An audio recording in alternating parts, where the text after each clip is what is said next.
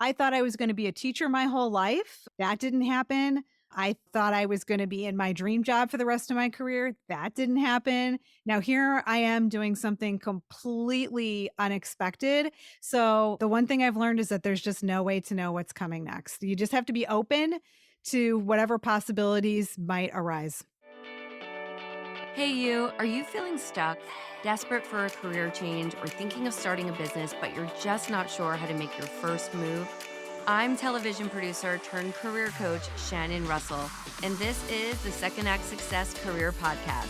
This is where you will not only get the career advice you've been craving, but you'll get tips from career and business experts, along with inspiration from others who have made a career transition to find second act success. Let's get started. Jessica Bowser, welcome to the Second Act Success Podcast. It's so great to see you. Thank you so much for having me. It's exciting to be on the other side of the mic for a change. Exactly. Yes, Jessica and I met at PodFest in Orlando this year. We just kind of ended up sitting next to each other in a bunch of different panels. And yeah, it's just so great to have you here. I think your podcast is so exciting. But let's start from the beginning. Why don't you tell me where your career began? Well, I started my career as a fourth grade elementary school teacher, and I live in Northern Virginia. So I was teaching the public school system here. And as a 20 something year old, I was wearing my heart on my sleeve. I went into teaching because I wanted to change the world, like so many other teachers do. But once I got into it, I realized the reality of teaching is very different from that. There's a lot of bureaucracy, there's a lot of red tape.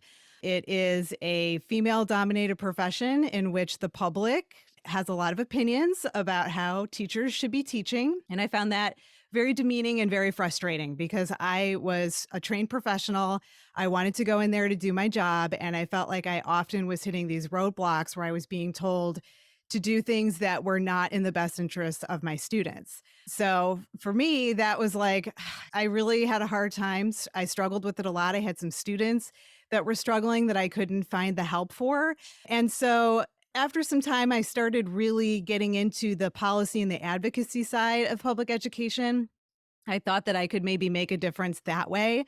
And I'm a little bit of a policy nerd. I got really excited about the public policy side of things. Actually started taking some doctoral courses at a local university in policy and advocacy and was sort of going down that road. And then at some point 7 years into my teaching career, I was spending more time outside my classroom focusing on policy and advocacy, always involved in a community activity or something going on that I thought would be helpful in supporting teachers and students' parents in the community. And so I decided it made sense for me to make the leap into policy and advocacy.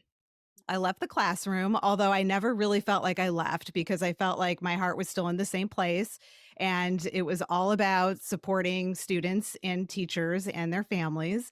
And so that's what I did for the next 10 years. I focused on policy and advocacy, and I had all kinds of different jobs, and I did everything from government relations to organizing. My last position was as a nonprofit executive. I kind of hit this point where I had reached my dream position. There was a job I had had my eye on for years, and I climbed the ladder until I got there, and I was super excited about it. My heart was totally into it. And then the pandemic happened.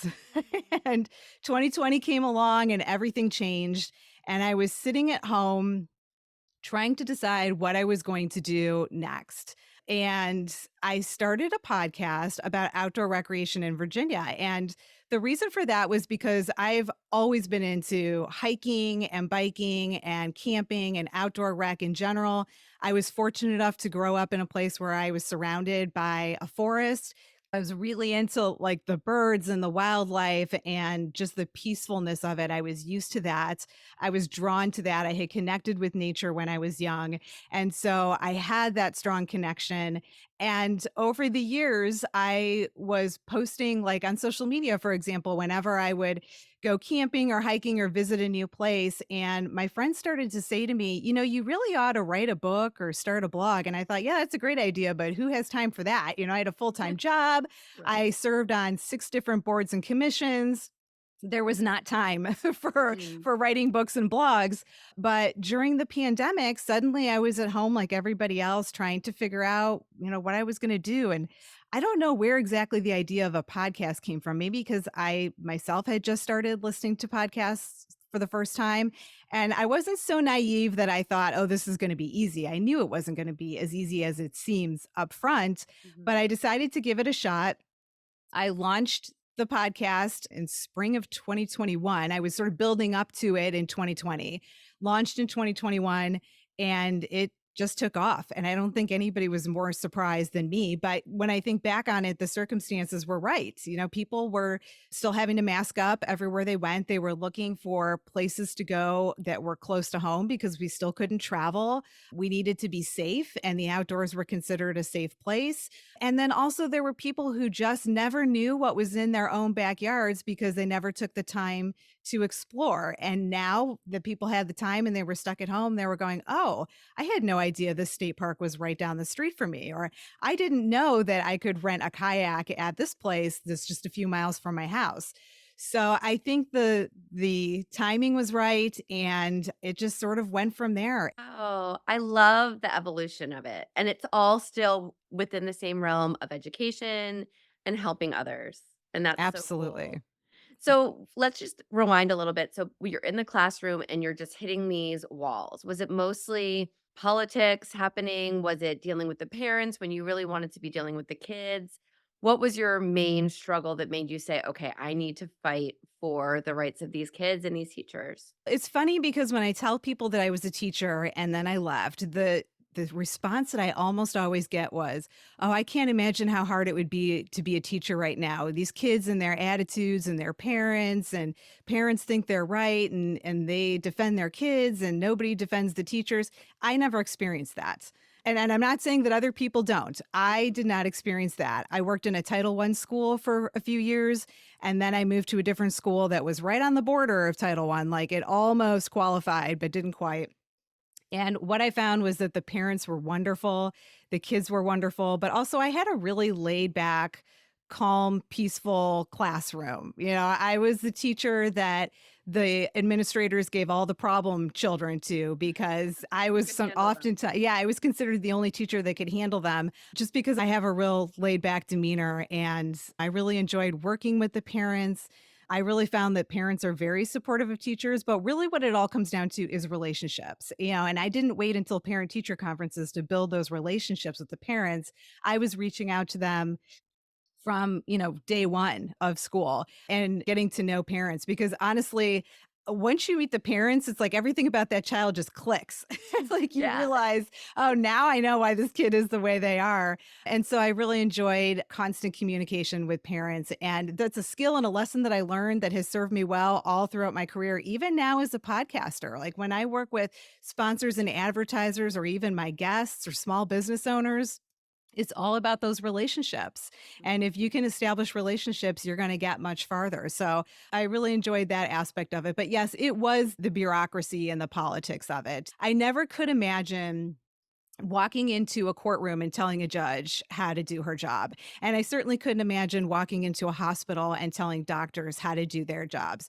Yet everybody had an opinion about how teachers should be doing their jobs. And oftentimes, the people who were making those decisions are politicians or administrators who were never teachers themselves. They were never in the trenches doing the job and didn't understand how it worked, but they were making these decisions based on what they thought public opinion was, or what they thought was going to get them public support, rather than what was in the best interest of students and teachers. And so yeah, I got really frustrated with that. And then just the confines of a classroom. I'm a very independent person. I don't like having somebody helicoptering over me telling me what to do, when to do it. I mean, teachers can't even go to the bathroom, right? Like, we can't even leave our classrooms to take a restroom break, never mind going out to lunch or deciding when you're going to come and go. Mhm. And I really struggled under those confines. So I work much better when I can make my own decisions and set my own schedule. And so for me, that was just a better option. Well, you had Yeah. 7 years. You Yeah. you did you really helped those kids and those families for that time, and then it was interesting that you started getting more involved in advocacy and in your community and then taking that step. What was that like when you left the children and you got into your first role in advocacy and you were starting to learn things differently because that's a corporate environment. That's very different than a school environment. Right. It was definitely a change. I worked primarily for nonprofits. So that was different too, but it was also very freeing. Like suddenly people wanted to know my opinion. And I was working at nonprofits where not everyone had been a classroom teacher. And so people were coming to me and saying, "What do you think of this? Is this going to work? What are your thoughts on that?" And I was like, "Wait, somebody cares about my opinion?" And I couldn't believe it. It was very empowering. So suddenly I felt like I was in the right place doing the right thing. I enjoyed working with the community as well, like community leaders, Mm. because there's a lot of people out there who work for other nonprofits who also care about public education, even if that's not their primary focus, that make wonderful allies. Mm. So it was really exciting to start building my network and working with folks that way too. Yeah, so you were very connected within your community in Virginia then, it sounds like. Yes, and even towards the end when I had reached that executive level, working with elected officials all the time, working with board members, and it's a little wild. It's kind of a hair on fire environment. I mean, I would get phone calls from elected officials at 11:30 at night. And, my cell phone would be ringing at these crazy hours because something happened and they needed to talk to me right then, or that was their only time to talk because they were too busy. And you just accept that they're going to call you when they can call you. And if that's 11:30 p.m., then there you have it. And it never really bothered me. I had people telling me, like, you shouldn't be answering your phone at that hour. Don't set that precedent. But I was so, into my job and what I was doing. And I felt really strongly that I was, doing good things. I would take the calls every single time. And that was fine. But it also meant working late hours, working weekends, holidays. If something happened, my phone was ringing and I needed to be available. And that was just the way it is. Yeah. But at least you were making a difference, and then the pandemic comes, and was your nonprofit closed during that time? What kind of ended that role for you during 2020?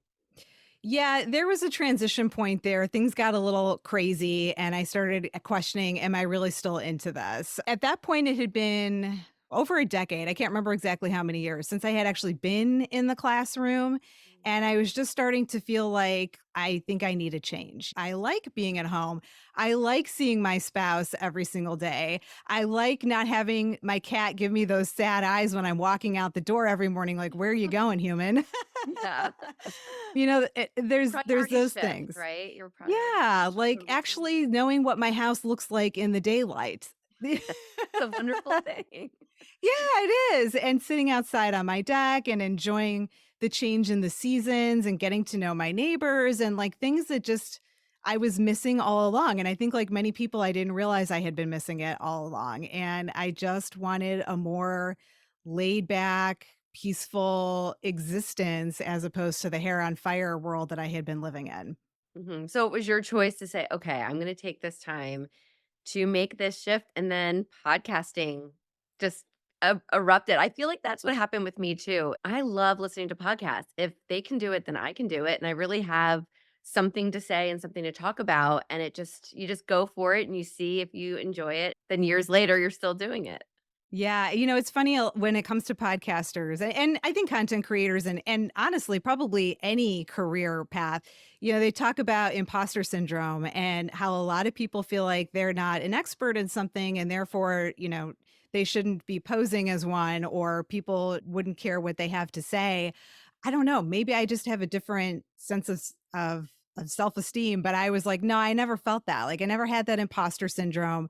I'll be the first person to tell you I'm not an expert in anything, but I do build relationships with people who are experts and I feel like I'm the go-between. I take the information that people want the community to have and I put it out there. And so for me it's part educator, part communicator, collecting and putting together the information that people want and putting it in a format that they can digest. Mhm. And part advocate too, because you're advocating for your community, for Virginia, and Absolutely. Yes. Yeah. It's funny how the skill set transferred because I did not expect that either. You don't think of podcasting as having, a certain skill set. You think of maybe broadcasting or radio or, something where you're talking into the mic. That's really only a teeny tiny part of it, right? Like that's the part that you hear, but it's what's going on in the background that you don't see or hear. So some of the skills that have transferred over are communications, building relationships, networking, and then being organized. As a teachers are have to be super organized, being on top of things, and just having an incredibly strong work ethic. Because when you're working for yourself, it's really easy to be like, oh, it's the first 70-degree day in spring. I just want to go out and hike, but I can't, right? Like I know that I have to stay home because there are certain things that I need to do. And especially with the type of content that I put out about outdoor recreation, people assume that I spend my whole life outdoors. And maybe I spend an hour on a microphone, but the reality is, like everybody else, I'm at a computer pretty much every day. And actually, I'm probably at my computer more than most people are because I'm running a small business. I don't have a 9 to 5. I am working from the time I get up to the time I go to bed, 7 days a week. It doesn't matter if it's a weekend, a holiday. Like I am here grinding away. And that's just the way it is. And that's how your business will grow, right? You're putting all of yourself into it and so much love and sweat and tears. And That's so what we they say. Although there's something to be said about work life balance. I haven't gotten there yet. So if you're going to ask me any questions about work life balance, I am not the person to ask about that because I have almost none.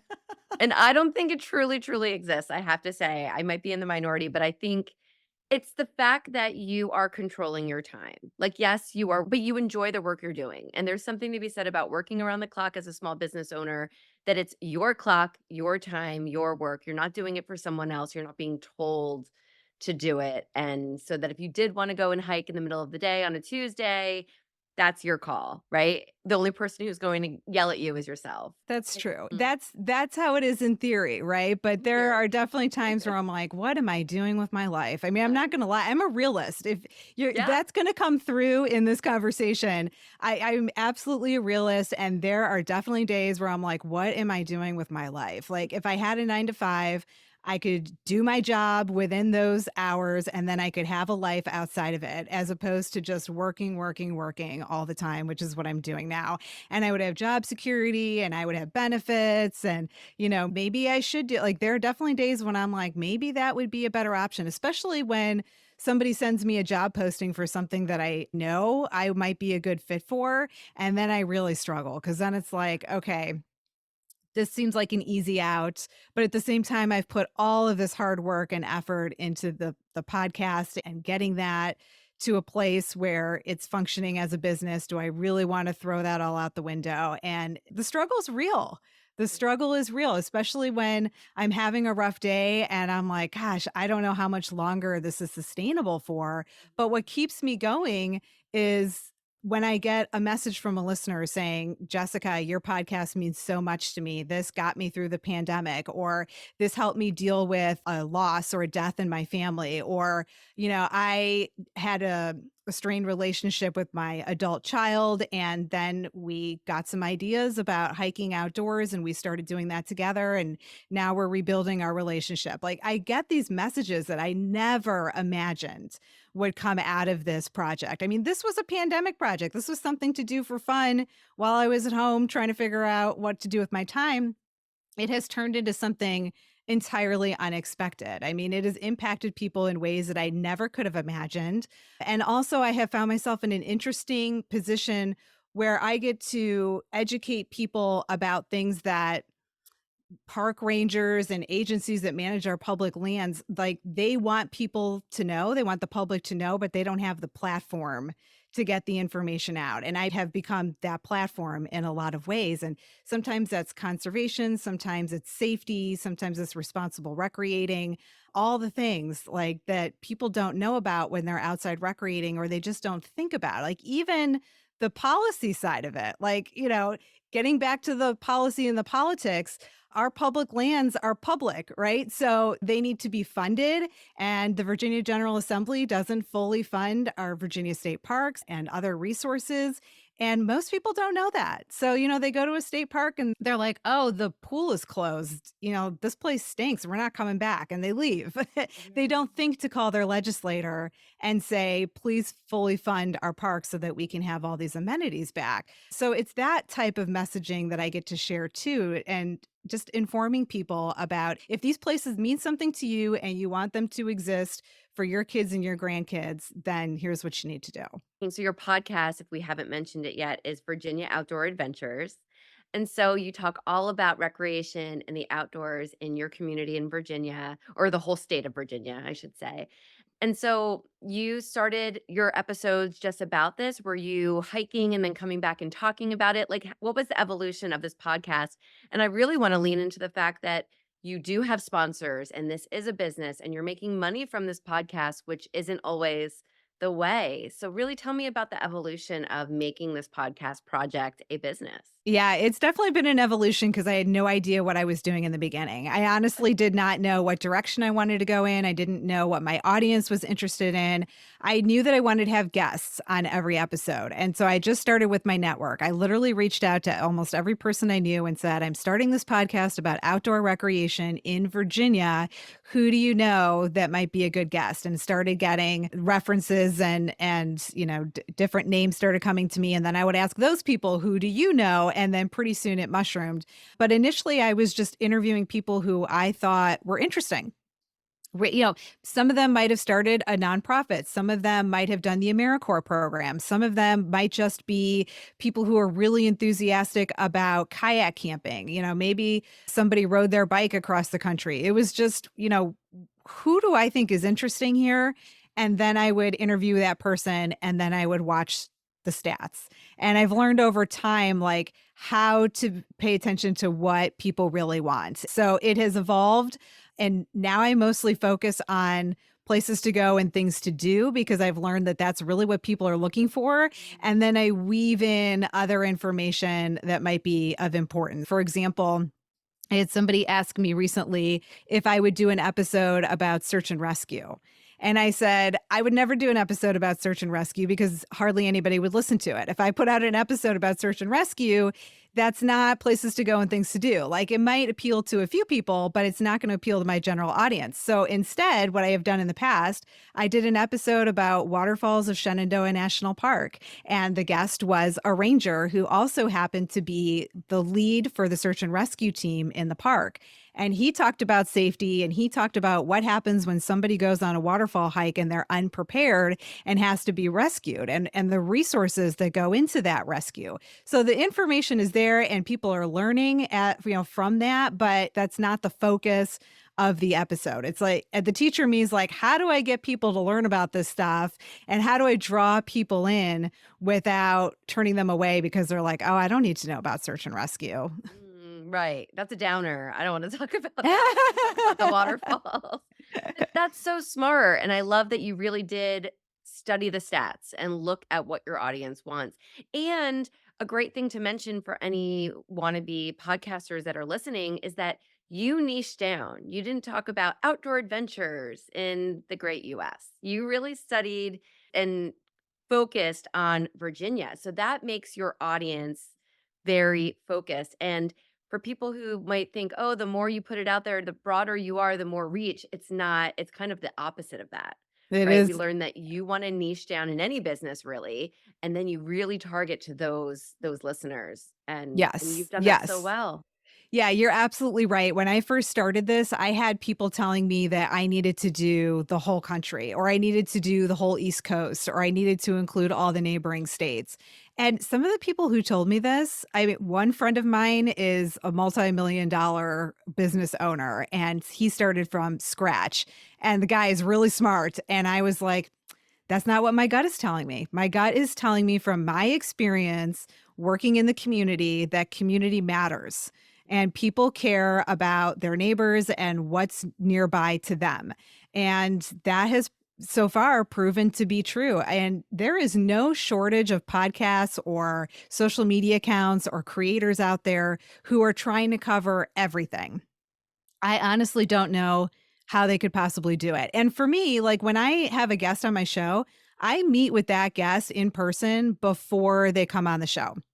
It gives me an opportunity to get to know them, but it also means that I'm going to where they are so that they can share with me what their passions are and what matters to them. And I can actually experience it with them so that when we're talking about it in an episode, that relationship has already been established and listeners hear it. And I can talk about it from some vantage point of experience instead of just asking a list of random questions and letting them answer it. We can actually have a conversation about the experience and what it's like. And then I think listeners go, oh, wow, this is something that I can do, right here in my backyard. Mhm. And also, it helps really identify folks as this part of this larger community. We are all Virginians here, like in Virginia, and this is our backyard, and this is something that we should be proud of. We have beautiful landscapes here, everything from the ocean and the Chesapeake Bay to the valleys, the lakes, and the Appalachians. I mean, there's a huge variety and we have a rich culture and history here and it's something to be proud of and that's something that I want people to connect to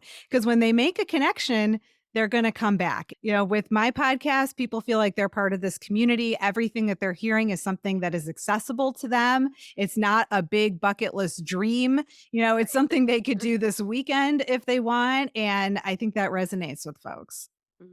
Yeah, you've done a great job of really narrowing in on who your audience is and who you want to serve. And then how has that led to your sponsors? Because I really want to dive into how you are making money from this podcast through your sponsors and through who are also community businesses. And just talk to me a little bit about that.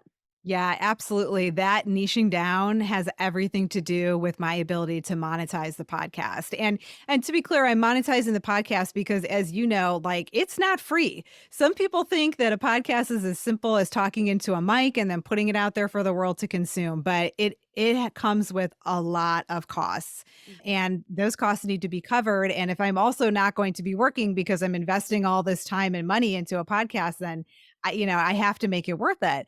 But if I hadn't niched down, I don't know that I would have any advertisers or sponsors or very few. True. And the reason why this works so well is because podcasting can reach a very niche audience.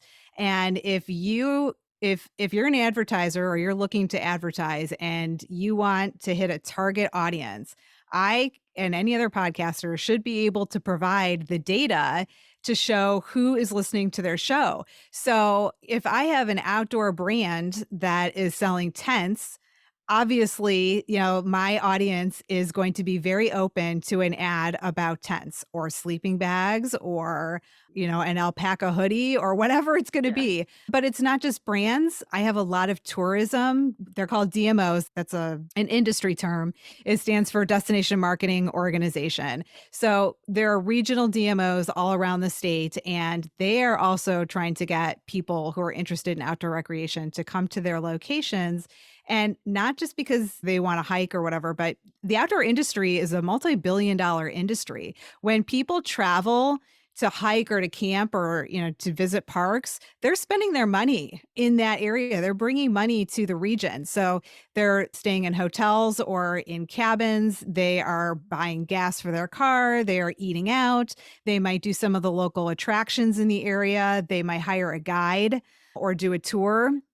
So there's a lot of money to be spent in an area. So tourism DMOs are also really interested in working with me because they can reach people who are already right here in Virginia. So if there's a small county somewhere in Virginia and they're trying to expand their local economy to include outdoor recreation, this is a great opportunity for them to do that.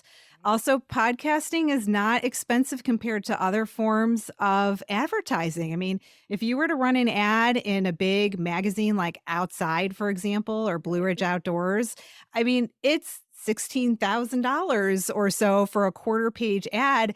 And then you don't even know who's looking at it. And of the people who look at it, how many are acting on it? There's no way to measure that. In podcasting, it's different. I Mhm. know exactly how many people have downloaded and listened to an episode, and I can provide that data to sponsors and advertisers so they know who they're reaching. They know what they're paying for. And that's really appealing to a lot of folks. But it's that target audience and it's that return on investment that's measurable that I'm able to do it. Now, you've probably heard the industry standards. They say that what is it, $20 per ad for every 1,000 downloads or something like that. I think I so. was monetizing at 300 downloads an episode years ago. I mean, when I hit that point, that's when I got my first sponsor. And it was the Virginia Department of Wildlife Resources that actually reached out to me and said they wanted to work with me. And I said, would you be willing to be a sponsor? And when they said yes, I knew things were going somewhere. I was like, I don't have that many downloads compared to most podcasts, but I have an audience that they're trying to reach. They're mostly, or they historically have had a lot of hunters and anglers as their supporters and their followers, and they are trying to reach a broader audience of outdoor recreationists. They have over 40 wildlife management areas across the state. They want people to use it for something other than hunting. And so my podcast was a way for them to start getting that messaging out, as well as messaging about the work they do with wildlife in the area. A lot of wildlife comes back to tourism. There's a herd of elk that have been reintroduced in Southwest Virginia, and the tourism dollars that are coming into that area from people who want to go on these tours to see the elk is huge. And so, like, this platform is a way to get that information out because most people are like, we have elk in Virginia. I had no idea. So, yeah, it's really being able to reach a target audience that makes all the difference. And I like it too because you're serving your listeners as well. They're not getting these ads for something that has nothing to do with your content. So it's all Yes, really aligned. How many times do we listen to a podcast and there's some random ad for a senior living community or something that just doesn't pertain to us? insurance. Yeah, Yeah. And so I exactly. think that's just really symbiotic how you have everything working together and tying back to you educating and helping your community. It just all comes back to it. And this passion project, COVID project, to now you've got this business that is really supporting you and your family, and you seem so happy you're doing what you want to be doing. There are good days and bad days. I would call it a roller coaster, honestly. Yeah. People see the good up front. I'm not going to get on Instagram Live and be like, you guys, today really sucked. Exactly. Maybe I wake up to a message from somebody saying, I just listened to this episode and it was so fantastic. And thank you so much for everything you're doing for the community. And then I open up my email and I find out that one of my advertisers has pulled out. And then I'm like, okay, there's a whole chunk of money that I was depending on that's now gone. And then I get another text message from somebody saying, hey, we really love you to be our keynote speaker at our upcoming tourism conference.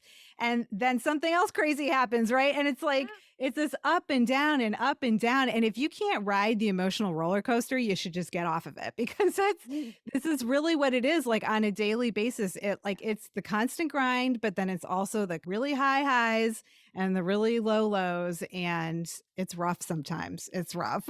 Yeah, I completely agree. You don't know what your day is going to be like until you're there. And I have to say, whenever those really negative down times or those disappointments happen, I just take a breath and shut the computer because I have the ability to do that, and you can go for a walk. You know the places to go in Virginia. Just go outside and just reframe because it's one day and tomorrow will be different. So you're right. It's a roller coaster of emotions all the time. And that is with probably running any size business, big or small. But being a solopreneur, it's you. It's me. That's it. That's who's on our team. And so you're handling the brunt of everything yourself. So it's a lot, but It's truly a lot. And, podcasting, I view it as three different jobs. There's the content creation, there's the promotion of every episode and of the show as a whole. And then there's working with the sponsors and advertisers, so the monetization piece. Each of those three things should be a full time job by itself. And mhm, here I am trying to do all three of these things pretty much on my own. I do have an editor, so that takes the task off my hands that I just couldn't deal with on my own. Like, I don't want to do it. So I have somebody else help me. And then I have somebody who helps me with just random tasks. Most of them are like communications or smaller things. And that helps a lot. She's wonderful. But I have found that a lot of things I just have to do on my own. Like I've had a business coach for a while and I talked to my business coach about this and I said, "I need help. I'm drowning." And she looked at me and said, "Girl, nobody's going to sell it better than you. That's just the way it is." Yeah, that is the main part of your job is those relationships and the selling of your product, your podcast. Yeah, Yeah, there's exactly. I'm learning as I go. yes. So, one question now that you have this podcast, you're making money from it, can you imagine yourself back in the classroom? I couldn't have imagined myself back in the classroom 10 years ago. Yeah. And it's funny because I hung on to it for a really long time. Like I had all of my classroom supplies in a storage unit for Mm. years. I was paying for the storage unit. I even renewed my teaching license. So and that requires like taking classes and showing that you've met certain requirements. I renewed it until I couldn't renew it anymore and it was a lot. It was hard for me to let it go. I think there's an emotional connection. I mean, that career, it does something to you. It changes you in a way that it's difficult to describe. I mean, it's been more than a decade since I've been out of the classroom, but I still have dreams where it's the first day of school and the kids are lined up outside my door and I'm not ready. I don't have my classroom ready. I don't have my lesson plans ready and I'm panicking. And all these years later, I still have that dream on repeat. So, it was hard for me to let it go, but I don't see myself ever going back. I mean, I've thought about it. I've thought about just subbing, Yeah. like being somebody's long-term sub. I can't even imagine that. The profession it evolves so fast and so rapidly that I feel like I would be stepping into unknown, unfamiliar territory, and I miss the kids. There are things about it that I really do miss, but I don't see myself back in there full time with somebody telling me what to do around the clock.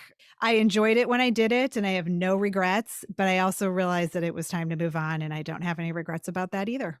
And I love that you have reflected on it because you are still a teacher, right? You can always say, I did this and it led me to this next step and it led That's me right. to this third act. And so everything happens and you just take those skills with you. And you've used them so well. You've utilized them in both of your careers since then. And you're going Yeah. to keep going. Yeah, that's exactly right. You learn from past experiences and you carry them forward with you. Name one thing that these different chapters in your life have taught you. Mm. If there's one thing I know for sure is that I never know what is coming next. You can't predict it. And that's not to say that goal setting isn't a good idea or having a vision for where you want to be 2 years, 5 years, 10 years from now. I've always had those visions. I've always had goals.